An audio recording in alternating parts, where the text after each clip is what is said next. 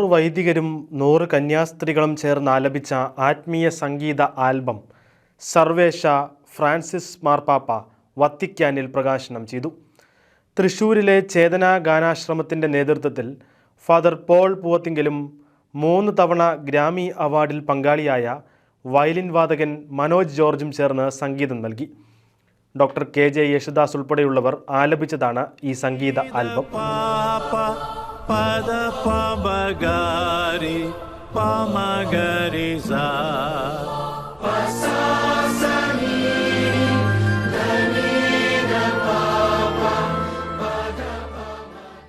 വത്തിക്കാനിലെ രാജ്യാന്തര കോൺഫറൻസിൽ father Paul പൂവത്തിങ്കലും മനോജ് ജോർജും ചേർന്ന് സമർപ്പിച്ച ഫലകത്തിൽ ഒപ്പുവെച്ചുകൊണ്ടാണ് ഫ്രാൻസിസ് പാപ്പ പ്രകാശന കർമ്മം നിർവഹിച്ചത്.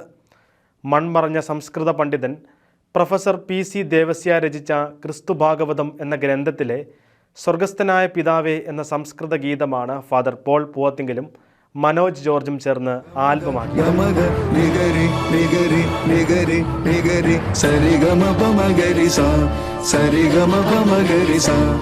അമേരിക്കയിലെ ലോസ് ആഞ്ചലസിലെ ഹോളിവുഡിലായിരുന്നു ആൽബത്തിൻ്റെ ചേംബർ ഓർക്കസ്ട്രേഷൻ.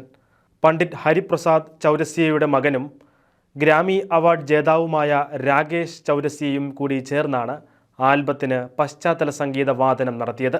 3 തവണ ഗ്രാമി അവാർഡ് ജേതാവായ റിക്കി കേജ്, അഫ്താബ് ഖാൻ, ഹോളിവുഡിലെ മാറ്റ് ബ്രൗൻലി, ഫ്ലോറിഡയിലെ Luke Bolack, Saji R Nair എന്നിവർ നയിച്ച സംഘമാണ് ആൽബത്തിൻ്റെ ശബ്ദലേഖനവും ശബ്ദമിശ്രണവും നിർവഹിച്ചത്.